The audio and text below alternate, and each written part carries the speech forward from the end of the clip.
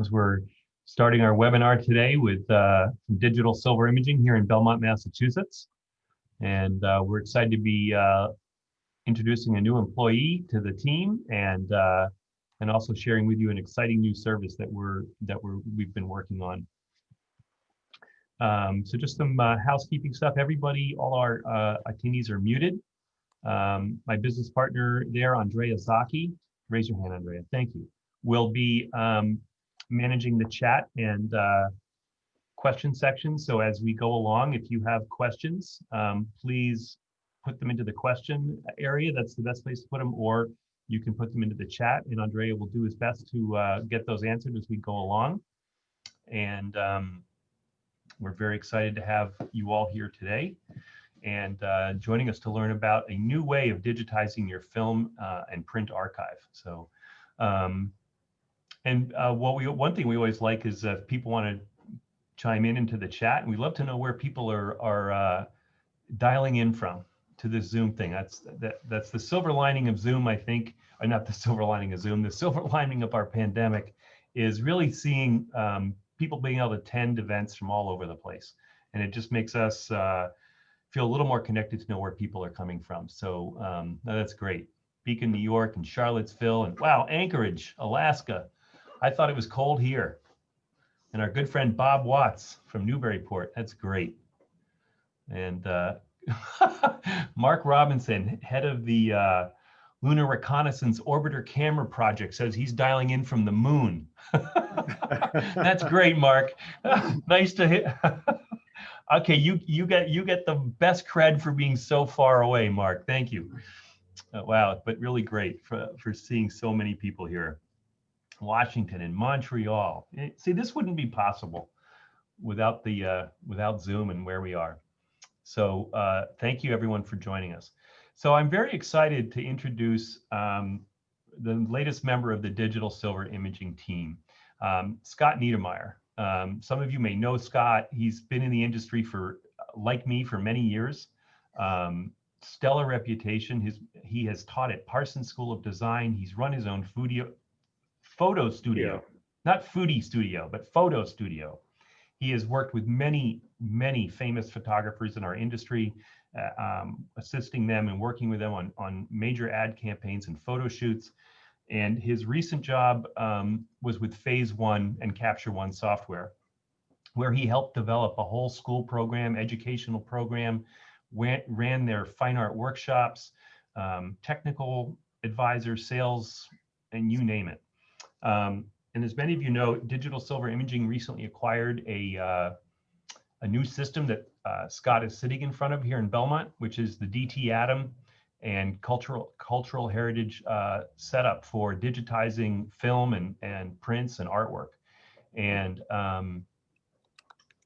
we realized that one of the things that we needed to deal with was the idea that, yes, there are people here and locally, and maybe who have small collections of things that they want archived, but larger collections would require people, who did not want to ship a valuable archive. So Scott is going to be driving around in a brand new Dodge ProMaster van, completely outfitted with a second system from our friends at Digital Transitions in New York.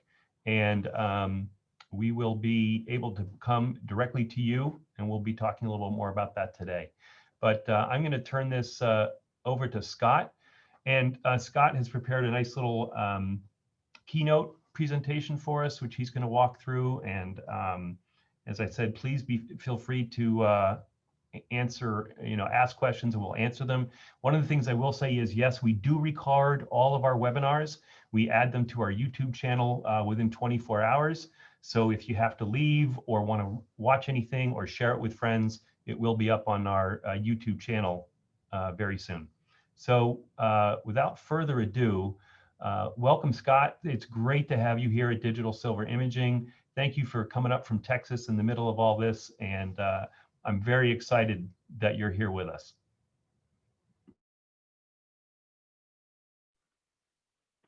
Unmute my mic there. I had my mic muted. Hi, everybody. Thank you for that awesome introduction. I am just so incredibly thrilled to be here with you guys today. For those of you guys that know me, I just want to point something out. You see the hat I'm wearing? That's right. I did it. Wearing a Boston hat. It's taken 20 years of people trying to convince me to wear one of these hats, and I finally did it thanks to the team here at DSI. My background, Eric kind of gave a rundown. I've been in the industry for quite a while. I've assisted some of the best photographers, I think, in the world. I worked my way through the industry. I worked as a photo assistant, as a capture tech. My early days, when I was a young photographer, I started as a lab tech in Bozeman, Montana, working at F11. I ran their E6 dip and dunk. So it's kind of, it's a full circle moment for me because I love being in the lab. I love the smell of fixer in the morning. And I'm really excited to be helping these guys and being a part of this team to launch our new mobile service. So this is a pretty brief webinar. I'm not going to make it tremendous long because I don't want to take up a lot of your time, but I do want to show you guys what we're offering and what we're doing and help everyone see the value of what we're creating here. It's going to be amazing. It's a mobile solution. It's going to be on the road. We will bring it to you. So you don't want to ship your film in. That's something that's valuable to you.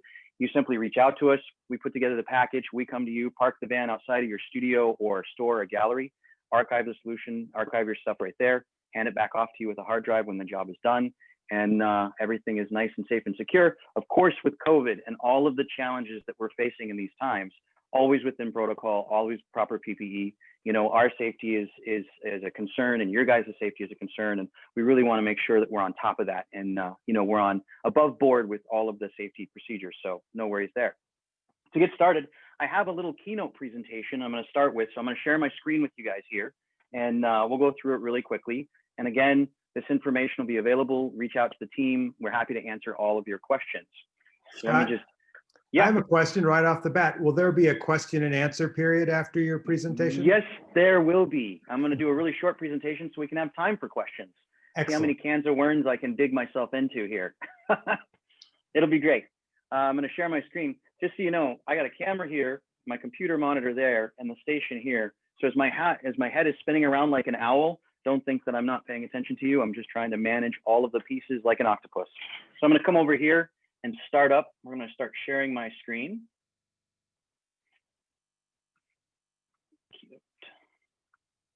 Share. Oh, let's see if it lets me. Zoom app, enable record later. Click to make changes. Sorry, guys. Give me 1 second. That's the beauty of It's not Zoom. letting me share my screen. Let's try this.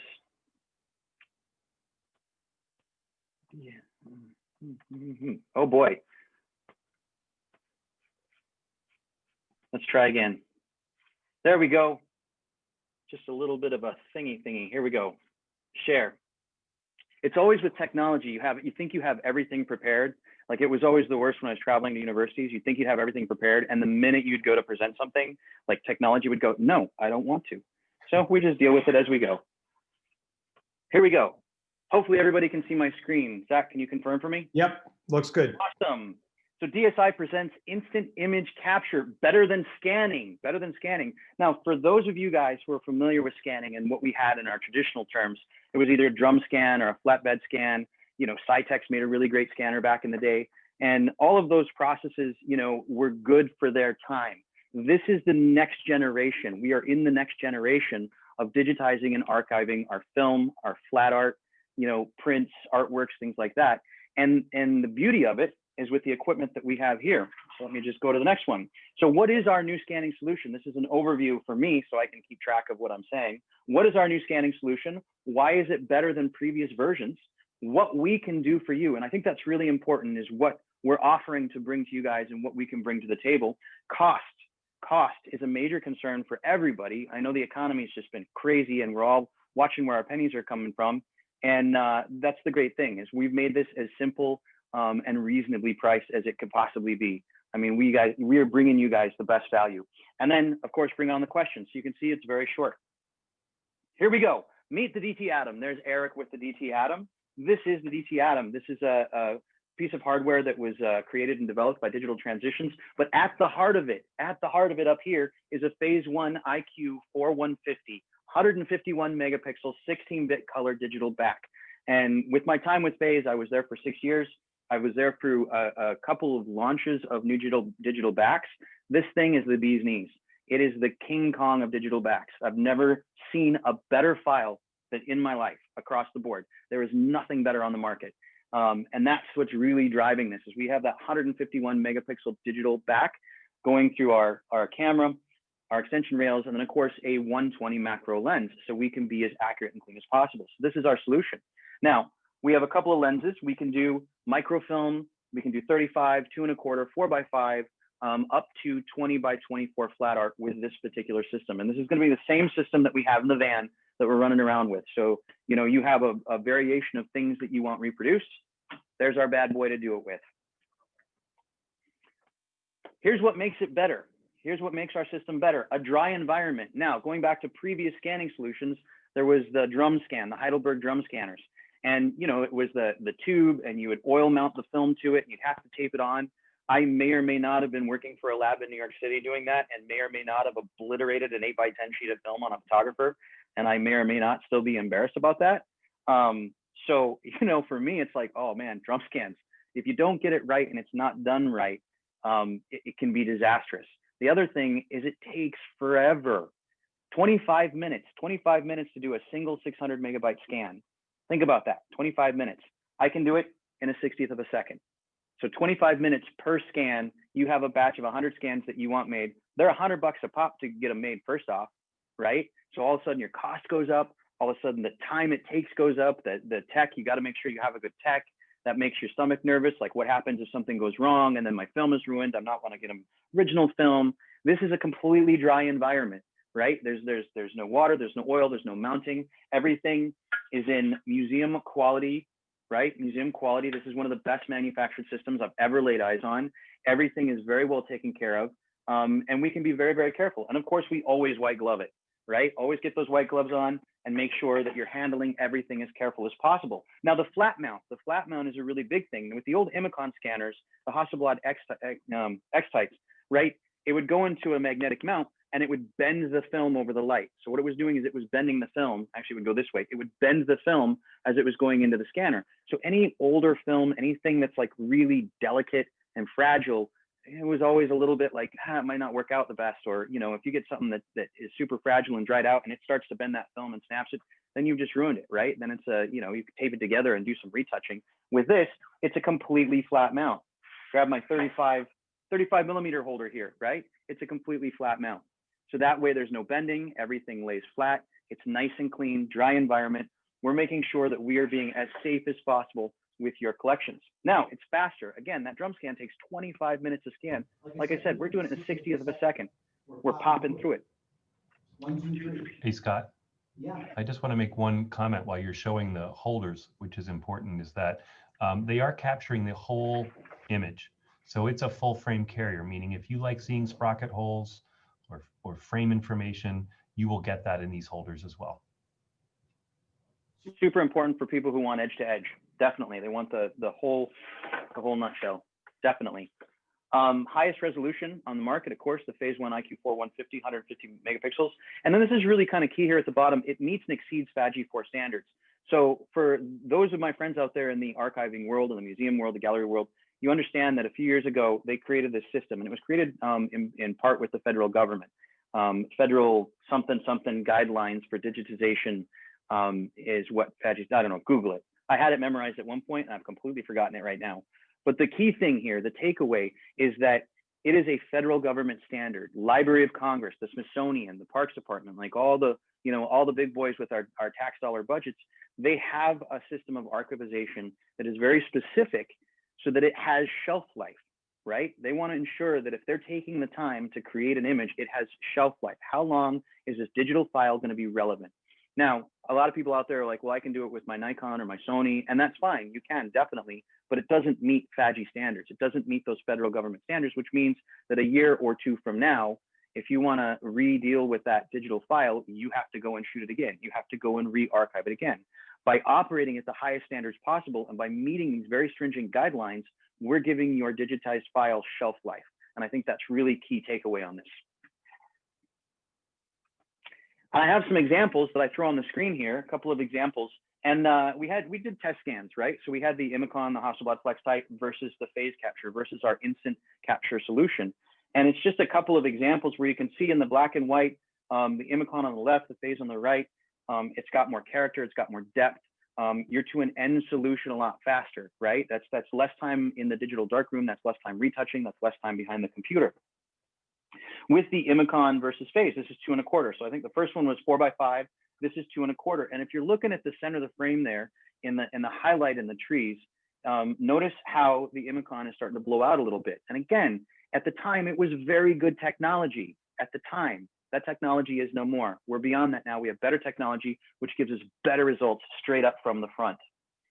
Here we have a 35mm neg. The one on the left, of course, is the Imicon. The one on the right is from the Phase. And you can see a lot more detail. There's more depth in that.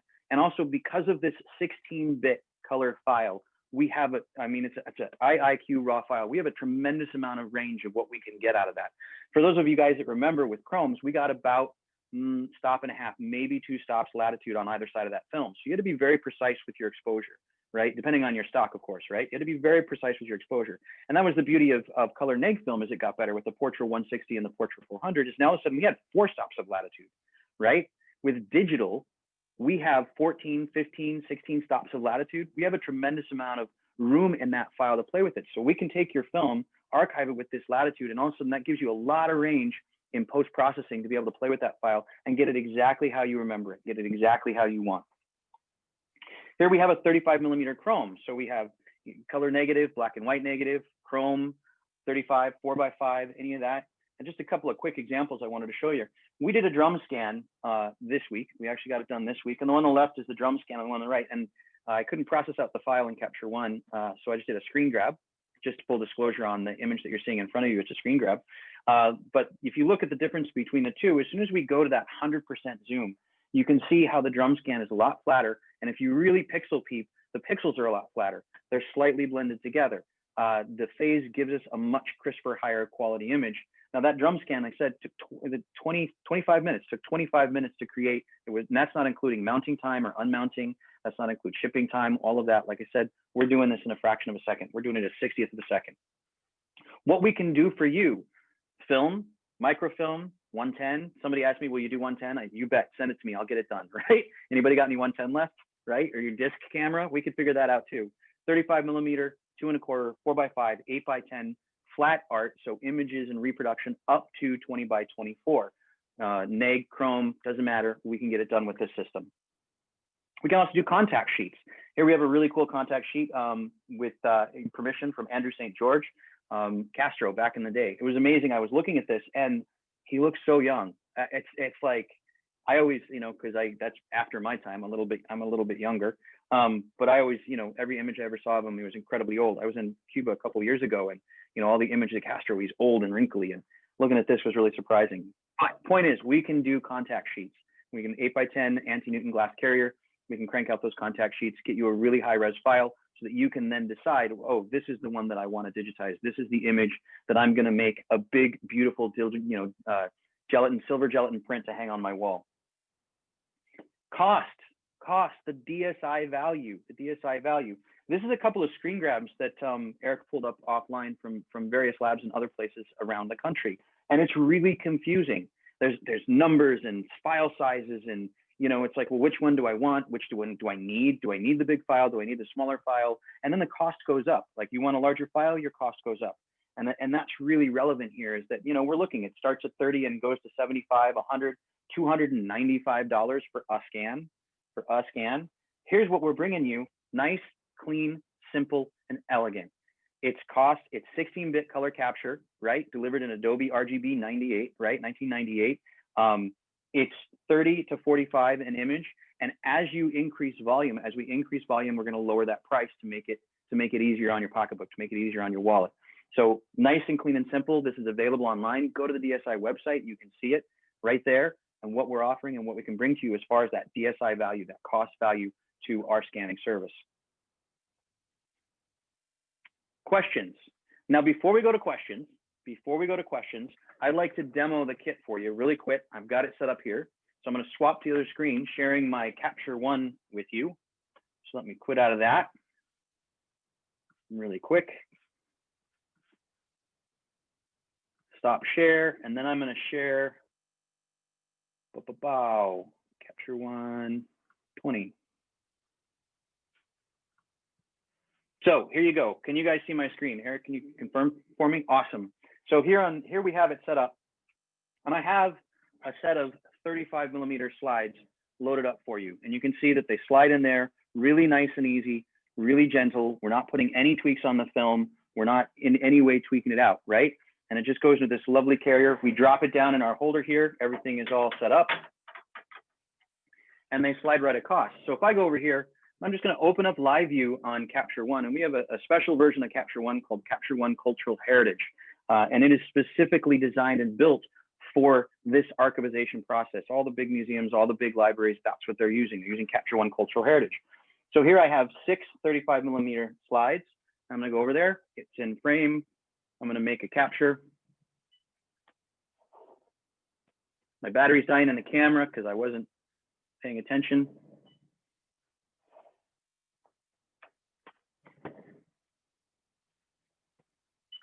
Just bear with me. I hope I'm not boring you guys.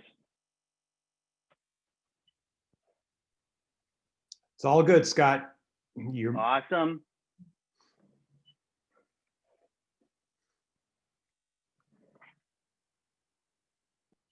Boom.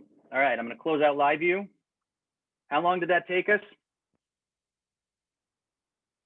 Sharing Probably. history. Oh, it stopped. Hold on, let me start sharing my screen again. It stopped on me. Yeah, I think that took about, 2 minutes. Just 2-3 minutes to scan all those, Not even. right? So Yeah. think about that. You've got a gigantic collection and we can crank it out that fast. And it's really, like I said, it's nice and easy. It's super clean. Here's my 4x5 carrier. Anytime you're doing single sheet film, this goes on the light box. We open it up, we get the film positioned there. Again, enough space so that we have edge to edge scanning of that film. And it's super clean and meets and exceeds FADG 4+ standards. So I'm not going to demo the Capture One software. We definitely are going to be doing some webinars later. Capture One, getting your print ready, getting your images ready for print. We'll be doing some stuff more later as we continue to build and grow. But I wanted to demo how easy it was and how efficient it was and the quality of what we're doing here with this system. Now, questions. So Have at Scott, I have to, if you haven't seen it in chat, but Liz shares that this is fascinating. For once, procrastination is on my side. So I think that's a great comment from Liz. So I think kind of the first question that came up in the chat, Scott, was Gary said that in your example, he thought that there was a little less shadow detail in the phase example. And let's see. And I don't know which image Gary was speaking of, but maybe can you talk about that, about how well the phase does with shadow detail, et cetera? It's incredibly accurate because we have the latitude in the file. A lot of times with a drum scan or an Imicon scan, it would come off of the reel and that was it. That's all you had. And you take it into Photoshop and you could do retouching and stuff like that. Because we're working with the raw file, because we're working with the full 16-bit, 150 megapixel, 151 megapixel raw file, we have the latitude once we get a clean capture to bring it up or bring it down, and we can really play with those levels. Now, with the service that we're offering, we're going to try and give you as flat a file as possible, because realistically, you, the photographers and the creators, are going to want to have control over that. So we're going to give you a really, really flat file that you can deal with in post. But as far as latitude in this, we have way more latitude than you can ever get out of a drum scan. So when you say flat file, Scott, maybe just for people that don't know, what do you mean by that?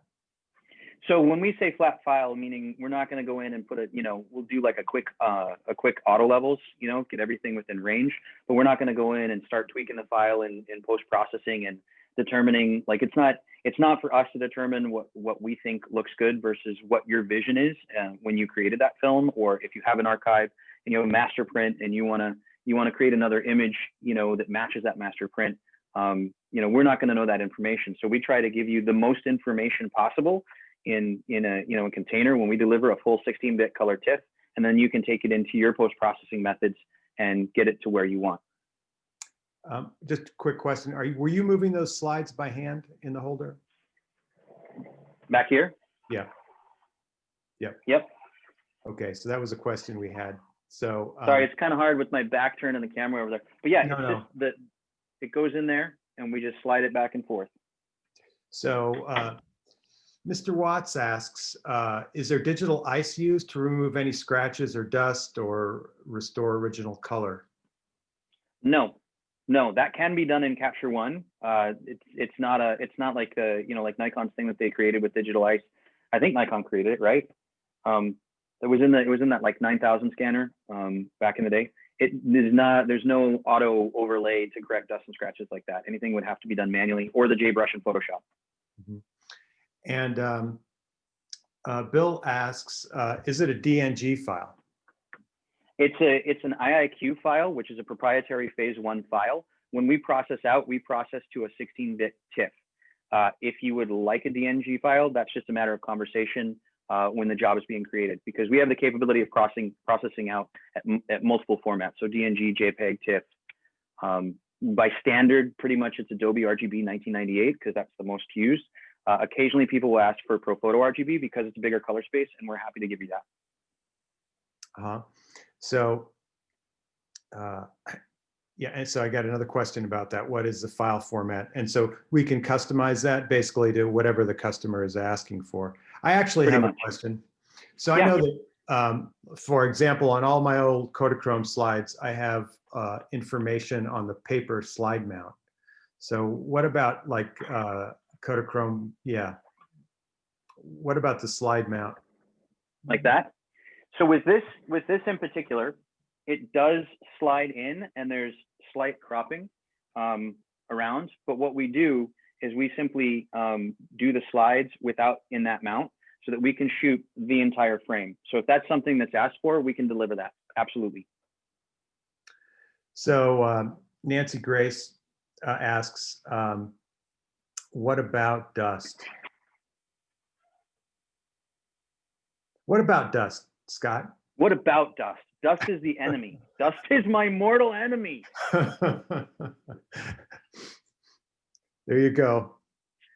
Realistically, so we're with the van, as we've been building it out, as far as dust goes, we are going to have an ionizer air purifier on the inside that not only will help remove dust and cut down on pollens and keep the air clean, but an ionizer in particular takes out that static electricity. And static electricity is a thing that helps drive dust around a room, and in a space. Dust is the enemy. We're very careful. No chemical sprays or anything like that. We're only using hand air to make sure that the negs are as clean as possible when we shoot them. And if I'm shooting something and a big old piece of dust lands in it, I'm going to stop, I'm going to blow it off, and then I'm going to redo it. So that's not a concern. Let's see. Barry, hi Barry. Barry is asking, before scanning, is there some evaluation about negative density Barry's thinking where there's minimal detail in the shadow areas, let's say like of a concert photograph. Is there some kind of is there some kind of compensation for that happens before the capture? No. I mean, we're not putting it in a spectrometer or, looking at it or anything like that. I mean, realistically, once we get the exposure correct based upon the setup, it stays fairly consistent. So if you have a batch of film and it's all the same film stock, we're going to start by figuring out the correct exposure and then dial it in from there. Again, in Capture One and in post-processing, there is latitude with what we can get. But the beauty of it is once we start with that correct exposure, your film, should be consistent throughout all the images that are archived. That's tough though. I mean, I was working on one this week where it was some film that was incredibly underexposed and thin, and we managed to get images out of it. And that's the beauty of this is, it's not like the old days when you were putting it in the Noritsu or the AGFA machines. Like I said, I was a printer previously, right? And you'd load that film in, and sometimes you'd really struggle just to get that down on paper. And with this, it has a lot more latitude. Now, if there's nothing there, if it is one of those that is so far gone, either overexposed or underexposed, and there's nothing there, I mean, that is what it is. That's the way it was photographed. We can only make an accurate representation of the film itself. And this is just like, the system is like any other way of capturing an image on film. You can make adjustments, you can make tweaks, and from what I've seen though, that the combination of the camera and especially, we didn't really look too much at the software, but the software is pretty amazing too. It could do some pretty powerful things, can it? Yes, Capture One Pro has been, and for those of you that know, and for those of you who don't know, I'm happy to share with you. Capture One Pro has been the industry standard in commercial photography. And several years ago, as the Cultural Heritage Department started to develop, no pun intended, my photo joke for the day, bad dad joke. As the Cultural Heritage started to develop, Phase One created Capture One Cultural Heritage, which had tools specifically built into it for archiving and preserving for these things. And it's a beefier version of Capture One. It's significantly more expensive. So it's a lot beefier with specific tools designed for this. And we have a tremendous amount of control from the software with what we can do with the file. And that in combination with the Phase One back, I mean, they're two proprietaries working together. So it's really a very powerful system. Right, and I think from a lab standpoint in production, when we were, doing, let's say a traditional scan on the Hasselblad FlexTight or even a flatbed scan, then the next step was to take it into an image editing program like Photoshop and then do all that work. But the Phase One system, the digital heritage system, works all together, and that's why we can offer such high quality at such a low price. Mm-hmm. I see a question here from Tim. Will you provide the IIQs if a client requests it? Absolutely. Absolutely. If you want control, I know some people are specific. They're going to want to go in, get their digital file, and then they already have Capture One. They're already familiar with it. For those of you who are kind of wondering about that, if you know Capture One and you already have it, absolutely. If not, it gets a little bit scary because Capture One can be a bear if you've never used it before. So you get this gigantic raw file and go, well, what do I do with it? And it's not readable in Photoshop or Lightroom or any other. It's proprietary to Capture One Pro software. So as long as you have the software and you're working with it, you bet. Hey, Scott, can you, would you mind somebody asked about what does the 2 1/4 carrier look like? And that's for our friend Nancy Grace Horton. So it looks very similar to the 35 in that it will capture, kind of the whole image area again. So, you really get edge to edge. And we know these look like the Hasselblad or Imicon scanners. The difference is that the bottom is solid metal. It does not bend or flex. So that's why your negatives are kept perfectly flat.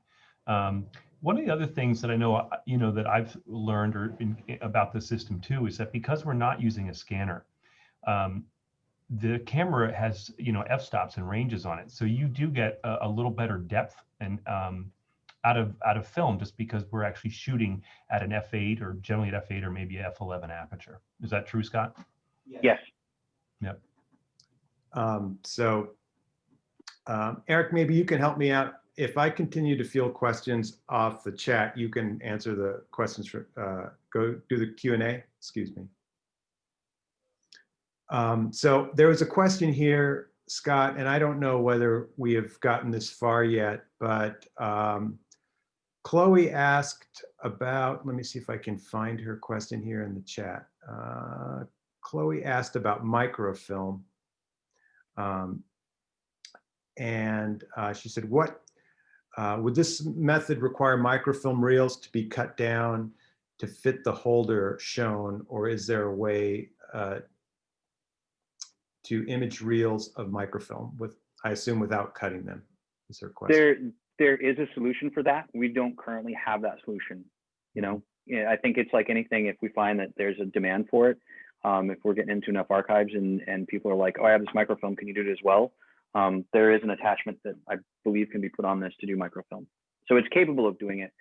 The way we're currently set up, it would have to be trimmed to fit within the holders. And Andy Caulfield asked about what will the 35 and 120 roll contact sheet pricing be. We'll get that added to the price sheet by the end of today for you, Andy, but it'll be similar to like, as if it were an 8x10 sheet of film. We have to load them manually into the anti-Newton glass carrier and all that. So there's a little bit of time involved, but it'll be similar to something like that, but we'll get that updated for you.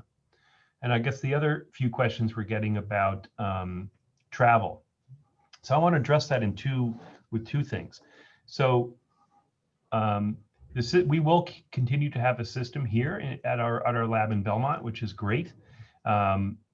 We've just temporarily located it where it is, which is why you see some wood on the walls and other things. So we haven't completely finished building out this area. And thank you, Bob Watts. Yes, we will hang some nice photographs on the wall because that's what we're all about, but we just moved the system out there. So two things to address. One is, for those of you with, that may not have a large archive, but still want to take advantage of this service, I recognize that there was a resistance to wanting to put your film into a little envelope and ship it to us. So we have bought some vault cases from somebody help me. What's the name of the company? Pelican vault cases, and we have arranged a service through UPS where we can ship you the vault case with a 3-ring binder in it, and you can ship us negatives back, and then we will ship your negatives back in the binder, and you ship it back to us, and we'll provide the shipping back and forth. It's $50 for that service with any order under 100 images. Anything over 100 images, we'll pick up the shipping. So that's a great solution for someone that might, be in a very remote area, or, obviously on-site service is going to be more expensive because we have to pay for Scott, we got to pay for a van and a build out. But so that addresses the, how do I safely get my negatives to you question. Wait a minute, we're paying Scott? Wow, okay, I'm learning something in this webinar. So, well, he's got a swimming pool down in Houston, so he needs to pay for the pool.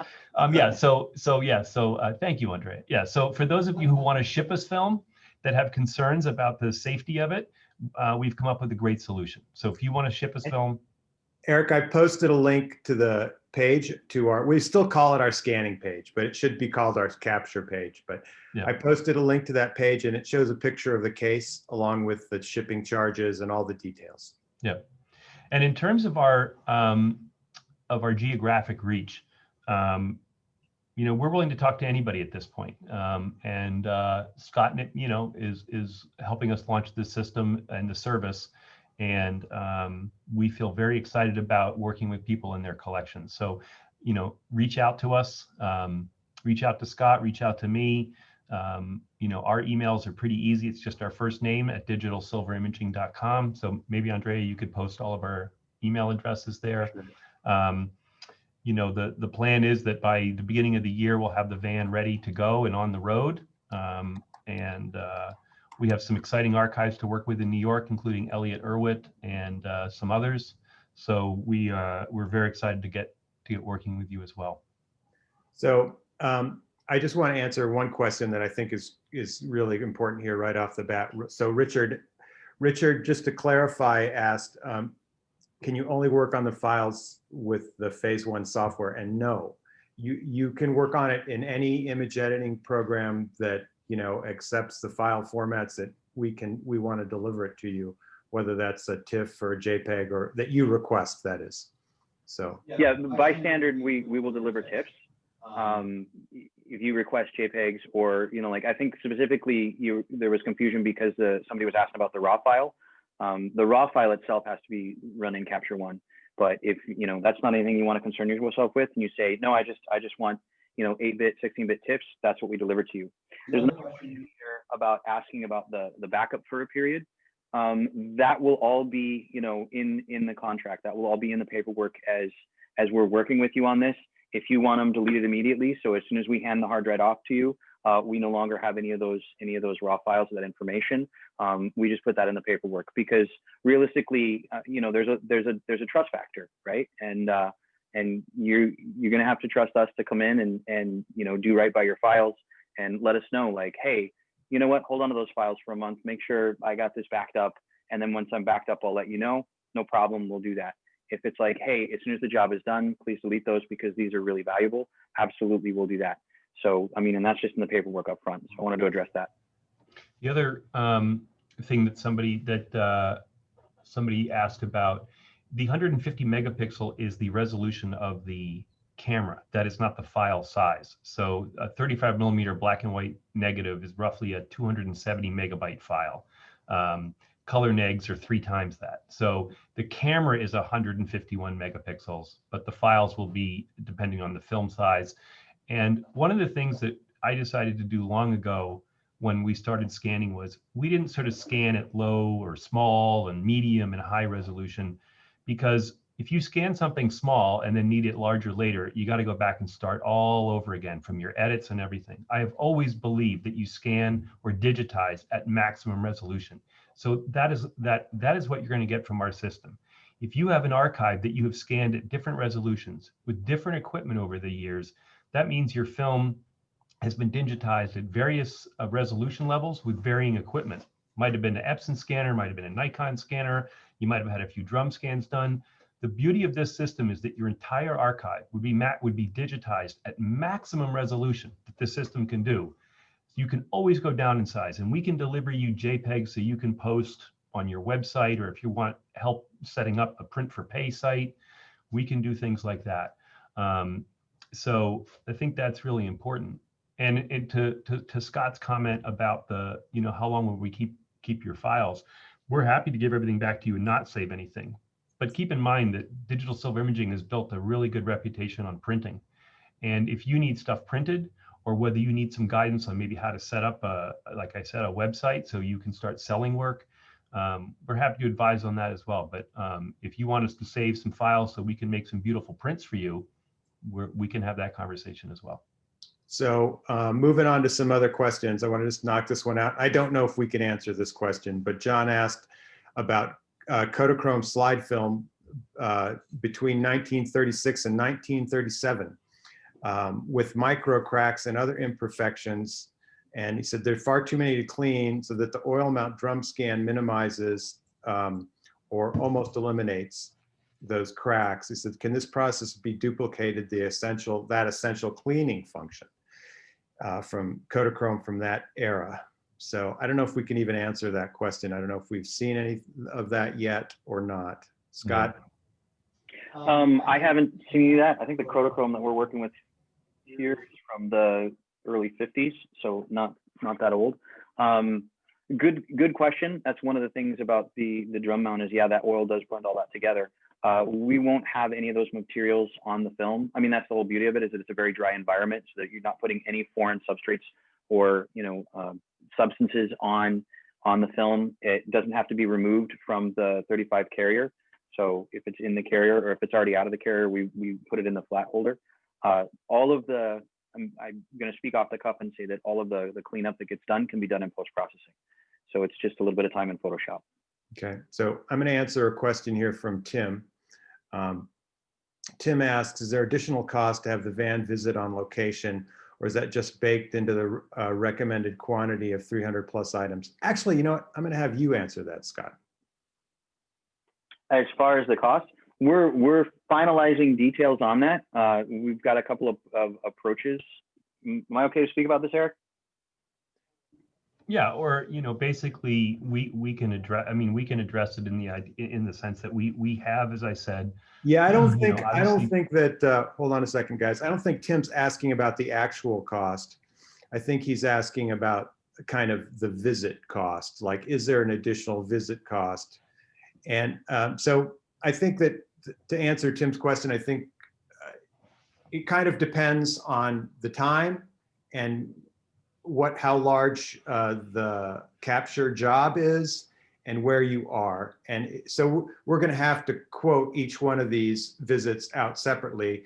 So, costs might be different if you're on a time crunch and we have to go out specifically to where you are just to do that one job, as opposed to, oh yeah, we're going to be in the New York area this week and we can add you in the schedule. Yep. And then, so I see what Tim is saying. So, it really is good. Some of these are going to be, conversations we have with you. There's kind of a flat fee, but if we have to go extensive mileage outside of a range initially, we would discuss a travel fee kind of a thing.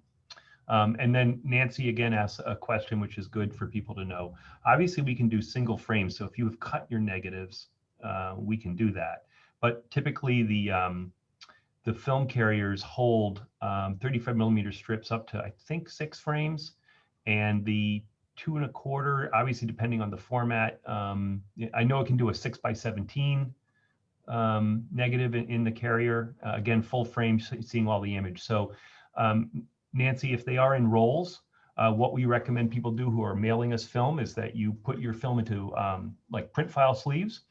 And what I love doing is taking those little Avery little round circle dots and sticking them on top of the print file sleeve over the frame that you want us to digitize. It's a good system for us to keep track of what wants to be done. So yes, they do need to be cut to go in so that they can go into the holder.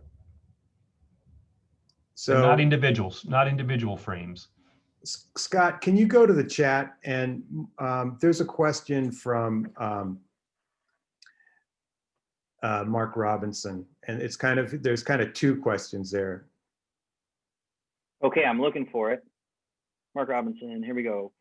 Yeah.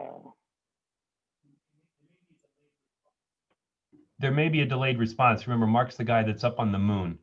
Yeah, so Mark is Can you hear me, Captain Tom? No, Major Tom, Major Tom. God, I can't even quote the song right. Here we go. Is the response truly linear at the extreme film density, high and low end? What detector is at the heart of this beast? That is a complex question.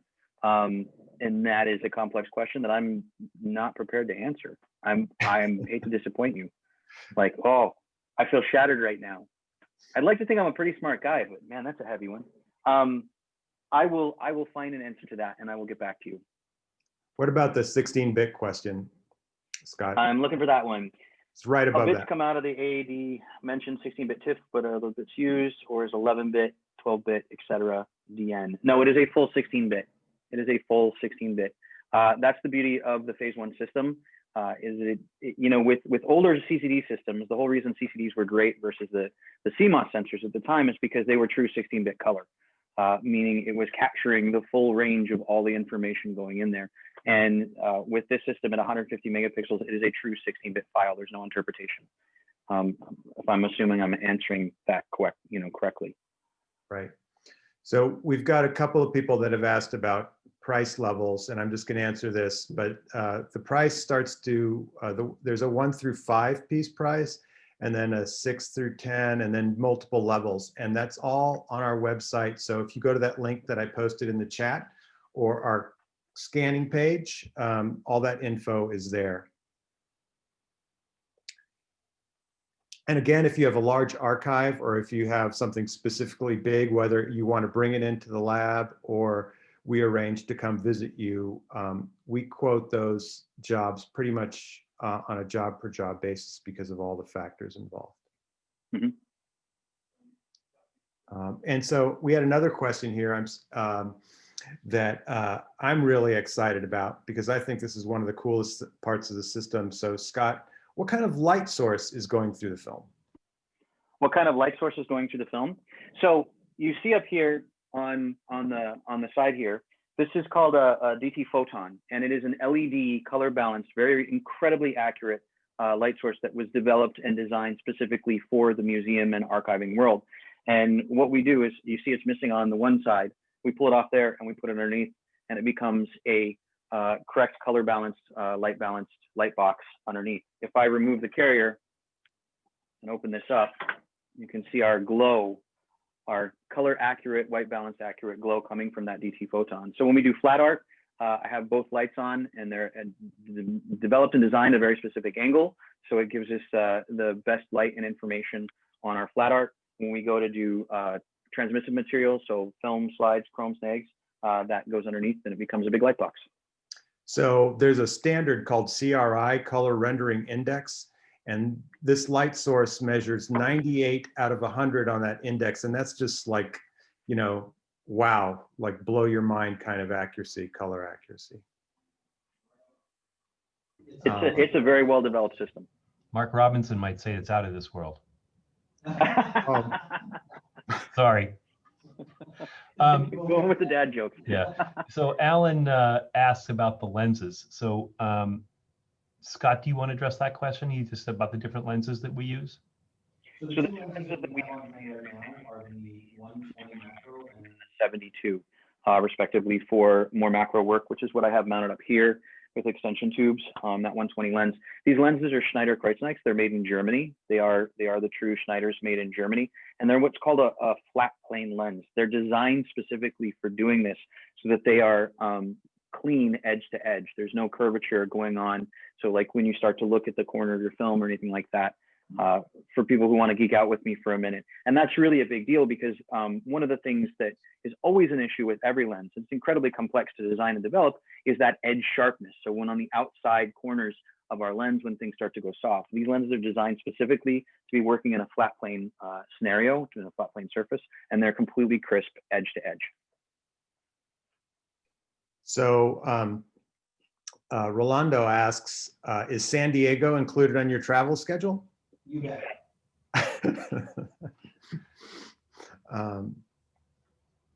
Let's see.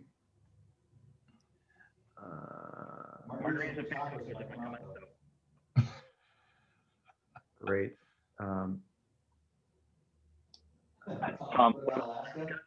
Yeah, what about Alaska? I think you're muted, Scott. None? Can you guys hear me? Yeah, Oh, wait. no, No, Eric, there maybe we you need to mute. We're having a little cross difficulty. Yeah.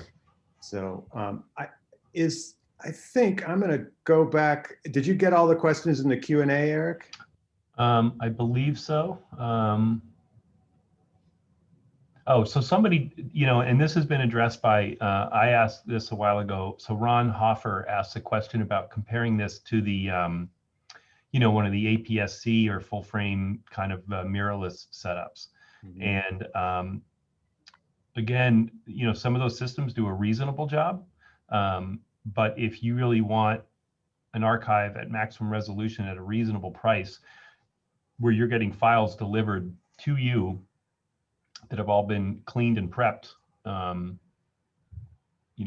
we believe this system is better. The fact that this is some, especially people who are dealing with an important archive, the fact that this meets Library of Congress standards, and the sort of DIY systems are good, but they're not great. So that's just kind of a my comment.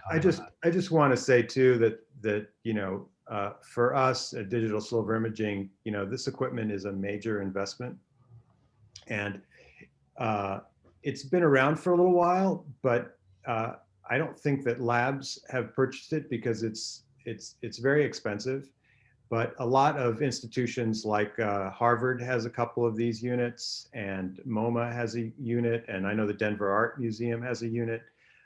It's also really, really great for flat artwork and prints.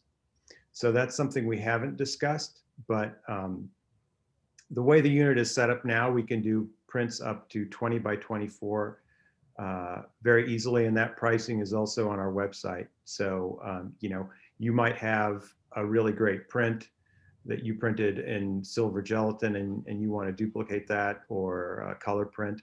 And this system does a really tremendous job in accomplishing that as well. Or if you have collected things, paintings, other drawings and things that you want digitized, we use the X-ray system again of color balancing. So we shoot with a color checker, the kind of more advanced X-ray digital color checker, so that we can really deliver you beautifully color balanced files of paintings and other artwork. And we're getting a lot of people that want to know when we're going to be in their location. And I'm going to post it again.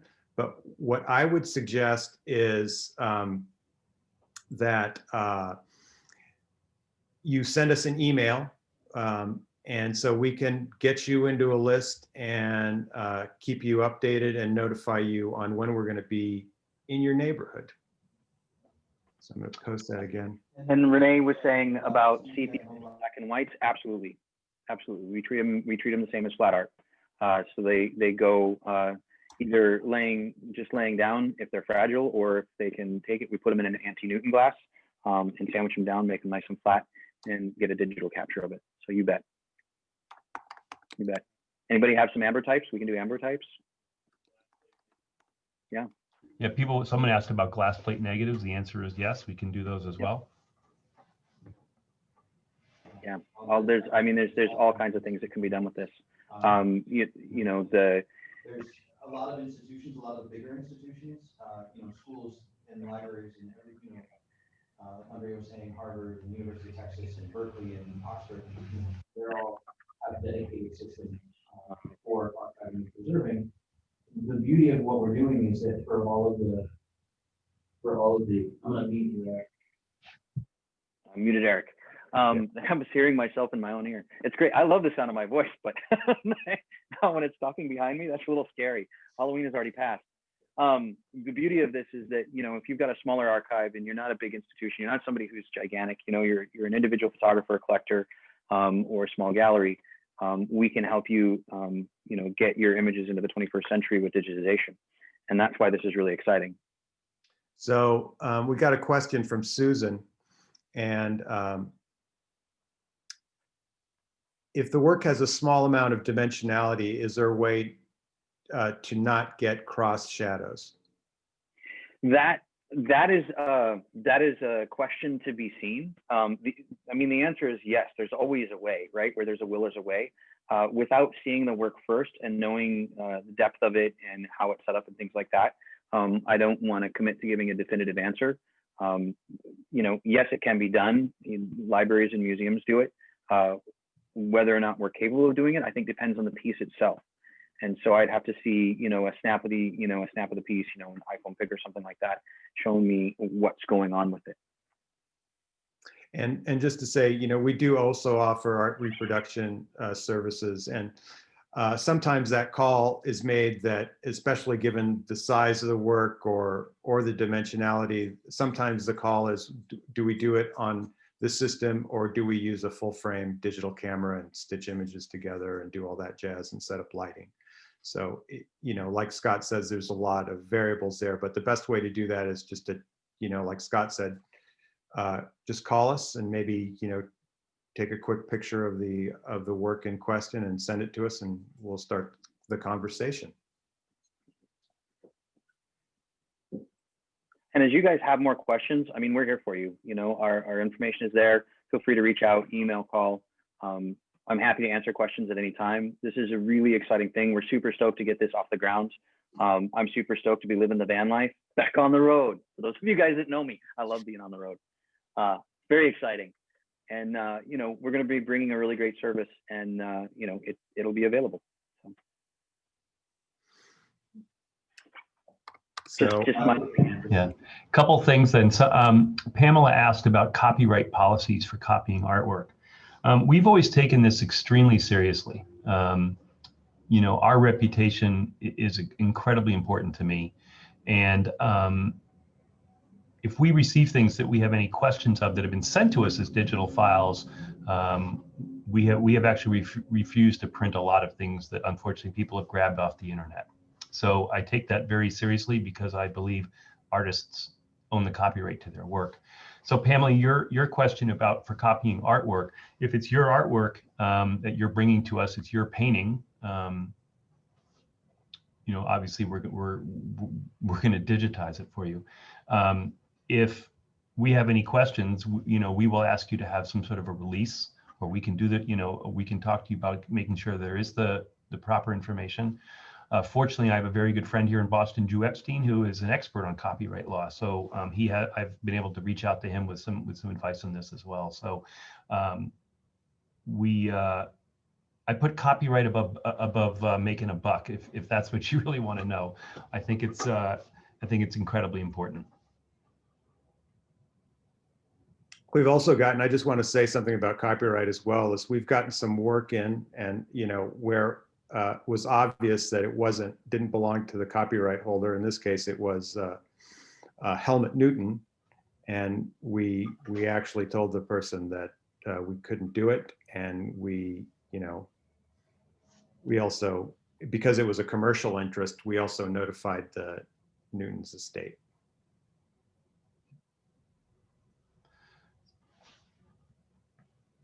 So unless there are more questions, just to remind you that we did record the webinar, and it takes a little while to download it from Zoom. and then we will put it up on our YouTube site, and we'll send, you will all get a sort of an automated response from Zoom, as well as our friends who were unable to attend, so that they'll be able to watch it too. And then it'll be posted there. So if you want to go back and watch any of it, or share it with anybody you feel that would benefit from learning about our service, we'd certainly greatly appreciate that. And I just, want to thank everybody for attending today. And Scott, you did a great job. Your paycheck's in the mail. We're just very excited about adding this to our services. We've been doing scanning and doing a great job, and we've had a lot of fun working with photographers on scanning, but this really opens up a new door for us, and therefore for you. And we want to continue to be a partner for you, and not just a service bureau. And I think just between the three of us, there's a lot of history in the photo industry. And if it's something we don't know, like the question that Mark answered, Scott knows people at different places. I know people at different places. We will work hard to get you the best answer, because we feel that our relationship with you is the most valuable one. So reach out to us if you have questions. Check out our website and look at all the various printing options that we do, like our true silver gelatin prints, or our really fine art pigment prints. And call us about your next print or your next project. We're here to work with you on all levels, and we're grateful for everyone that has been with us throughout this year. We know it's been a tough year for everyone. The pandemic has certainly created a lot of stress, but we're grateful for everyone that has been with us. We've actually had a phenomenal September in terms of orders, and we're seeing people selling prints, and that's really exciting. To know that photographers are selling artwork, and people are buying artwork and putting it up on their walls. So just grateful for all of you. So